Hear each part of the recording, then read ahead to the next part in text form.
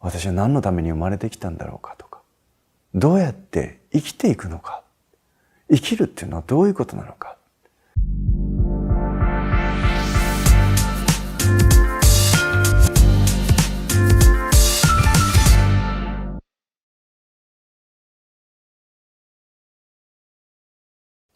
ペンネーム矢野さん、30代の女性からいただいたお悩みです。はじめまして、いつも YouTube を見ています。私は今31歳。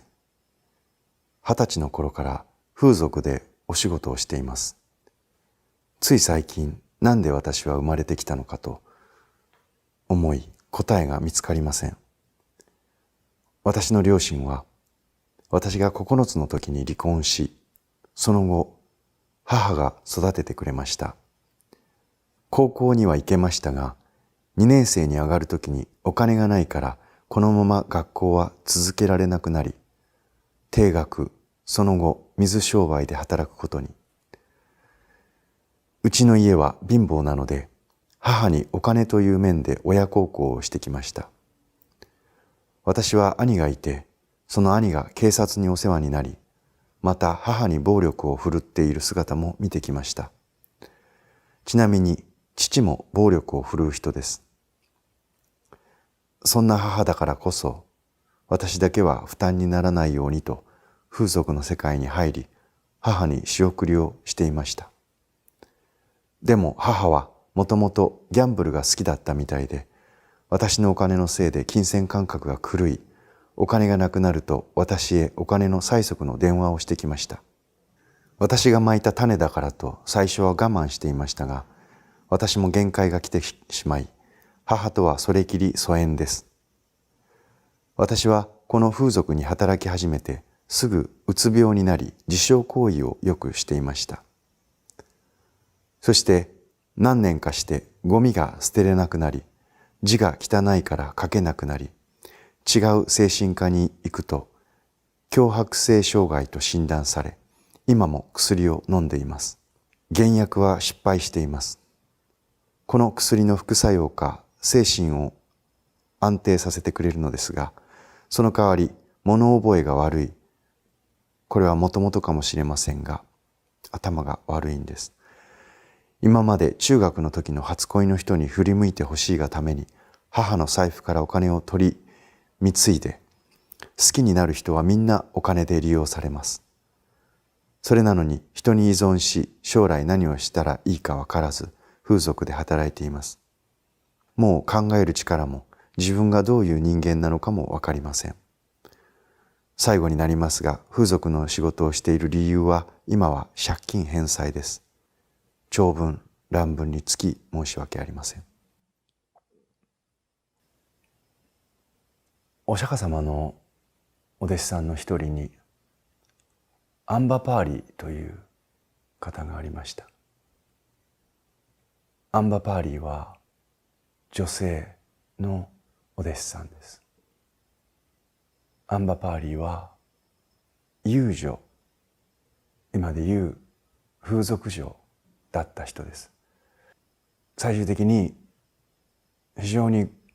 売れっ子の風俗嬢だった、遊女だったアンバパーリーですが、お釈迦様に出会ってからは、その教えを聞いてから、最終的には出家をして立派なお弟子さんの一人となった人です。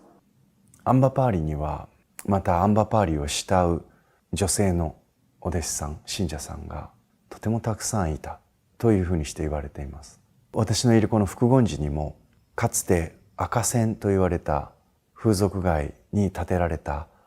遊女の人たちのための、遊女の人たちがすがっていった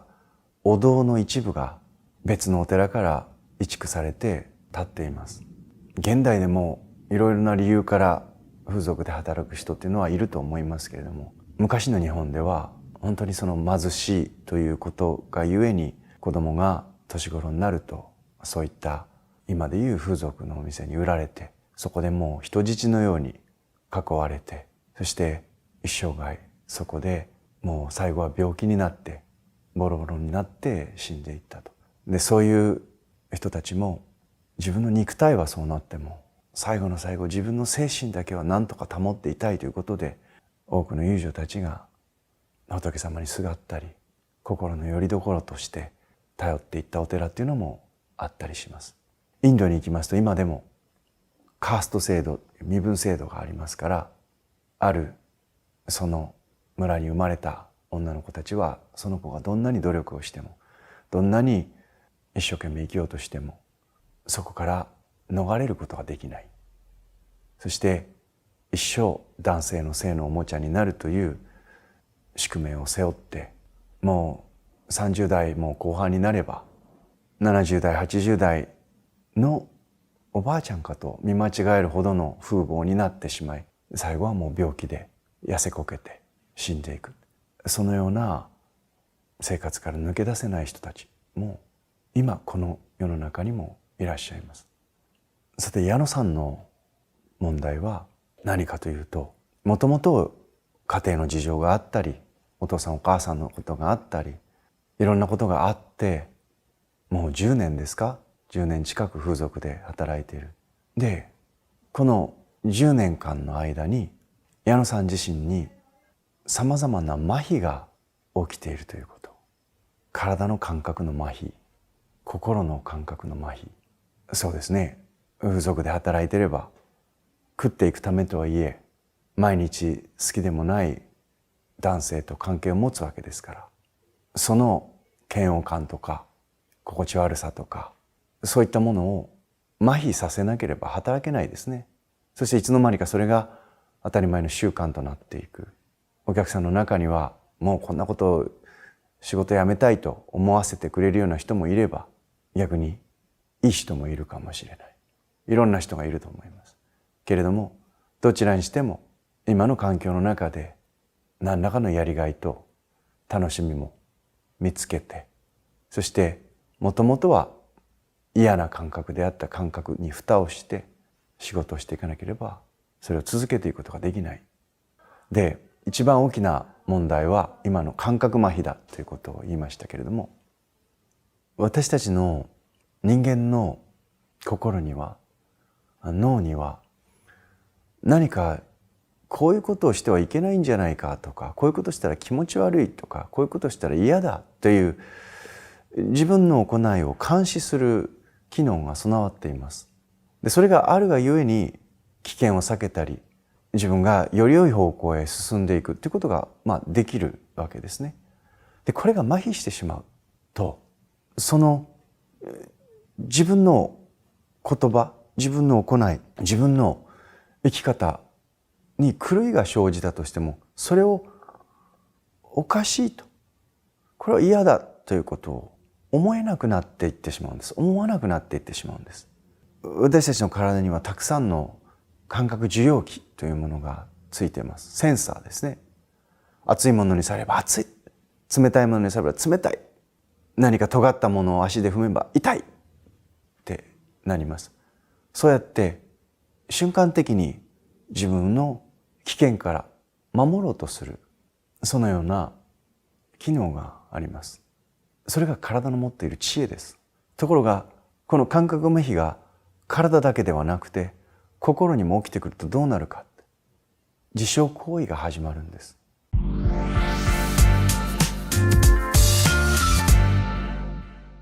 感覚麻痺が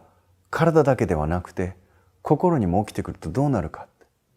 自傷行為が始まるんです。体からしてみたら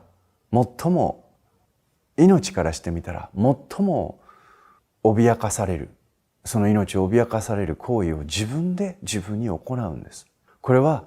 矢野さんの体の要求ではない。矢野さんの麻痺しきった精神の暴走なんですね。どの命も傷つけられて喜ぶ命はない。でもそれを自らに行うということは、よほどこの感覚麻痺が肉体にも精神にも訪れているというサインです。幸いにして矢野さんの中にはまだそのような感覚麻痺に転落していく自分をこのままでいいんだろうかって思う、そのような素晴らしいセンスが麻痺せずに残っている。それが近頃矢野さんに私は何のために生まれてきたんだろうかとか、私の人生って何なんだろうかって、どうやって食っていくかではなくて、もっと根本的などうやって生きていくのか、生きるっていうのはどういうことなのかという本質的な問題に目を向けさせているんではないかと。そして無意識のうちにそういった疑問がこうしてね、膨大に星の数ほどある YouTube の番組の中から私の動画にたどり着いて、そしてこうして質問をくださっている、そのような状況にあるんだと思います。さて、矢野さんへの処方箋は2つあります。1つ目は、矢野さんがもしもう一度自分を感覚麻痺から救い出したいと思うのであれば、風俗から足を洗う時期を決めてください。借金ということもあり、他にすぐ仕事もないということであれば、今すぐやめろということはできないと思います。だから退店時期を決めなさい。おそらくこの10年間人生の計画というものなしに今まで生きてきたと思います。計画がない人には時間が流れません。時間というのは行動を起こして初めてそこに時間の流れを感じられるものです。柳さんの中では体はもう30代になりましたけれども、その心はもっと10年も20年も前から止まっている。そのように私には感じられます。なので、まず退店の時期を決めてください。これが一つ目。そして二つ目は断捨離をしてください。新しいものを得ようと思ったら、新しい状態に行こうと思ったら、真っ先にやるべきことは新しい状態を得ることではないんです。今自分が囚われているものを捨てることなんです。で、この自分の囚われているものを捨てるということを精神的にやろうとする。これはうまくいきません。なので物理的にやるんです。小さくゴミを捨てることから、今は自分の住まいとお店との往復だと思うんです。自宅もお店でも同じことをしてください。小さなゴミを捨てていくんです。余計なものを捨てていくんです。これを自宅だけじゃなくてお店でもやるっていうことに意味があります。これが退店準備です。お店で自分が働いている先でもどんなものでもいいんです。不要なものをどんどんゴミ箱に入れる。ゴミを出す。ここからがスタートです。余計なものをどんどん捨てて、それが捨てられるようになっていくと、とても不思議なことが体に起こってきます。私たちはあまりにも多くのものに囲まれていると、しかもそれが不浄なものに囲まれていると、とてつもなく大きなエネルギーをそこに奪われていきます。禅寺で掃除を徹底するのはそういう理由があります。机の上に何も乗っていないということがどれだけ私たちの体からエネルギーを奪わないかということは、机の上からすべてのものを消し去って初めてわかることなんです。物にたくさん囲まれていると、それだけで体のエネルギーを奪います。心のエネルギーを奪います。できるだけシンプルに自分の身の回りを保っていくと、心の中にエネルギーが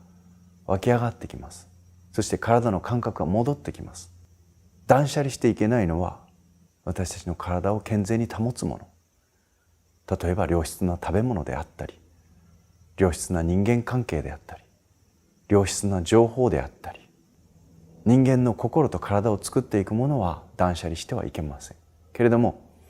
それ以外のものは必要ない。あまりに多くのゴミ、あまりに多くの仕事、あまりに多くの食べ物、あまりに多くの持ち物、それらはすべてある一定数を超えたら、私たちを感覚麻痺に追い込んでいきます。あまりに多くの刺激、あまりに多くの男性、あまりに多くの女性、あまりに多くの小言、あまりに多くの心の悩み、その多すぎる情報、刺激は私たちの心と体を麻痺させていく。